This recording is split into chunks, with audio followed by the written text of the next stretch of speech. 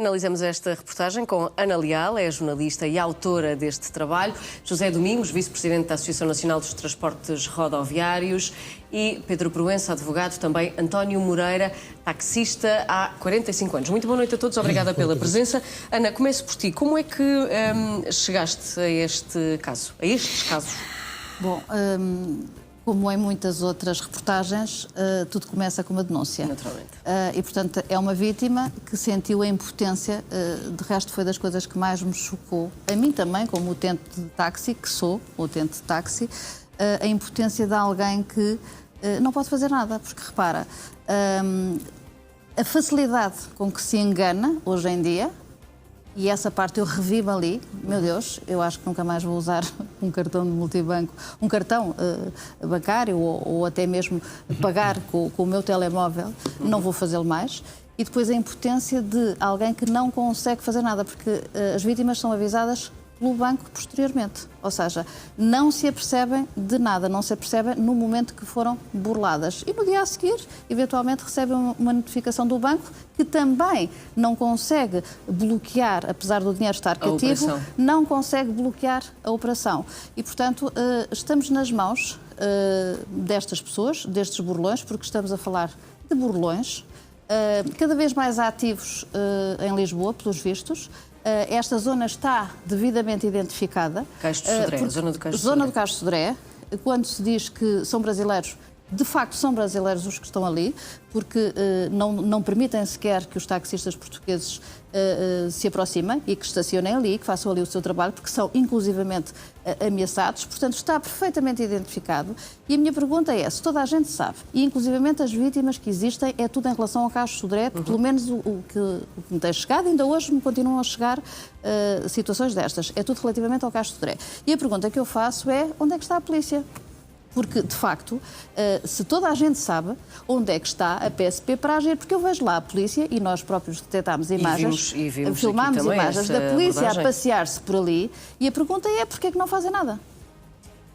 Tens um desses aparelhos? Comprei, fiz questão, ou seja, isto qualquer pessoa pode comprar. Eu desloquei-me propositadamente, desloquei-me propositadamente à Vorten para comprar, até está em promoção, já nem custa 30 euros, portanto custa 20 e poucos euros. E, de facto, isto é a grande novidade agora dos burlões. É evidente que alguém que está a ser transportado num táxi e é deparado com um terminal de multibanco para pagar, à partida as pessoas que estão de boa fé pagam. O problema é que a burla, atenção, a burla acontece no telemóvel, certo? Que está... Exatamente. Portanto, isto acontece, os dois estão em contacto, não é? Exatamente, estão os dois em contacto. Agora, é daqui que vai sair o dinheiro. E pode sair, os mais antigos então, saem imediatamente. Não há nada a fazer. Não há 24 horas, 34... É imediato. É uma transação imediata. É uma transação imediata. E, portanto, eu vejo aqui, imaginemos que foi o que aconteceu com aquela senhora, 13 euros, ou o que for, 10 euros, isto funciona como um carrinho de compras, ponho aqui já está pré-programado, portanto... Deixa-me só enquadrar melhor as pessoas. É uma aplicação que se chama SumUp, que tem esse terminal físico. Funciona como um multibanco. Exatamente. Portanto, nesta aplicação cria-se uma conta digital que tem depois encaminhamento do valor. O multibanco está conectado com este através do Bluetooth. Certo. Mas nesta aplicação, portanto, em todo este sistema, cria-se uma conta digital para onde é transferido esse dinheiro. Eu não ativei, mas sim, Exatamente, para onde é transferido esse dinheiro e o telefone marca o valor que nós vemos que é o valor efetivo, ou não, até da viagem. Porque os que nem têm taxímetro, até puseram aqui 10 euros, podia ser 5 euros. 50, exatamente. Não, podia ser 5 euros.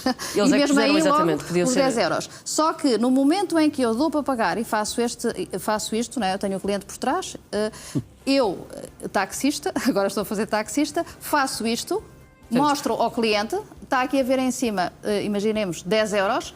Quando eu faço isto para o cliente pagar, aqui já estou a carregar, por exemplo, no Mais, que é o tal carrinho de compras, que já é um valor previamente programado, e, basicamente... Se puser assim, ou até o refletor, por exemplo, toda a gente conhece aquelas películas dos telemóveis. À noite, o cliente faz isto, E está pago. E mais, e podem sair, estamos a falar até de valores, este valor é um valor muito baixo em relação às denúncias que têm havido.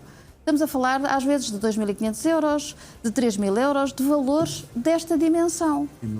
José Domingos, queixas que têm surgido em relação a este assunto? Boa noite. Temos algumas, não muitas, infelizmente não temos muitas. E queria ressalvar aqui a questão de que a Antral, enquanto muita gente não sabe, a Antral é uma associação patronal e, por vezes, não tem acesso a este tipo de queixas. Tivemos realmente algumas queixas, sabíamos que o fenómeno estava a funcionar. Se calhar não tanto como eventualmente a reportagem o demonstra, mas é um fenómeno que realmente está em crescimento. Esta reportagem permite realmente, por um lado, chegarmos a uma conclusão que é que as novas tecnologias são muito boas, mas que em alguns casos causam este tipo de dissabor. Espero que realmente... Nem todas as usamos exatamente, não são usadas devidamente. Bom, esperemos que realmente após esta reportagem as pessoas tenham mais atenção e também sabemos que há as restantes aplicações que são muito válidas, que não sejam postas em causa, porque é uma forma boa das pessoas viajarem de táxi e nós defendemos que... Porque há naturalmente essa quebra de confiança. Exatamente. Nós estamos preocupados é que realmente este tipo de situações permite quebrar a confiança, porque a esmagadora maioria dos motoristas de táxi são pessoas sérias, temos que dizer isto, são pessoas sérias, portanto, e realmente este tipo de situação prejudica imenso uma classe que se pauta por, que se defende deste tipo de situações.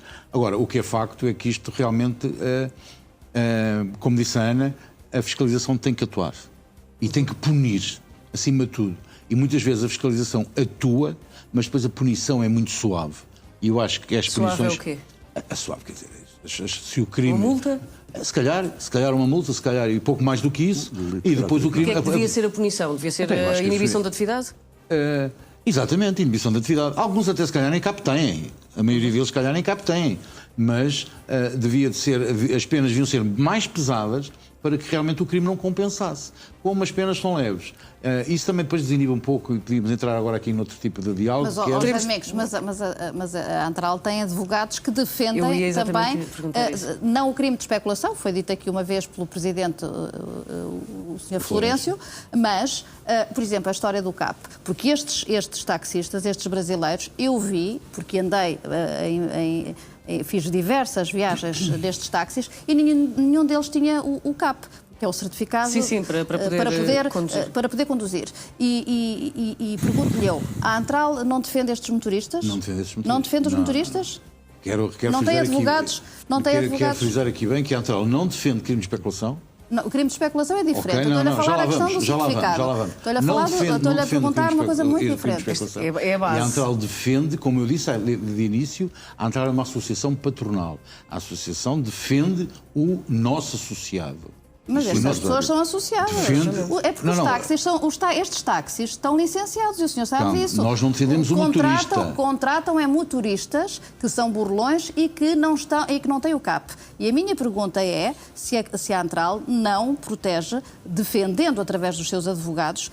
O Sr. Florencio disse aqui uma vez que tem imensos advogados a tratar disto. Se não defende os seus associados, porque são associados da Antral. Mas vamos lá ver, nós sabemos, não temos a certeza se é o associado que contrata o motorista, porque agora levava-nos aqui uma grande discussão. Mas o motorista trabalha para o associado.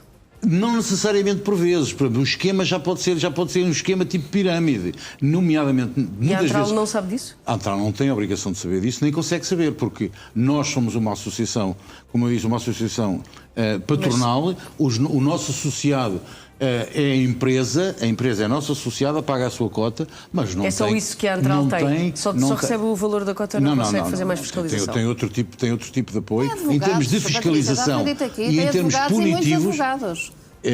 Temos alguns. Muitos e bons, pelos vistos. Ainda bem que diz isso. Não fui eu que disse, foi o Presidente da Antral. Agora, a questão é, nós não temos efeito punitivo.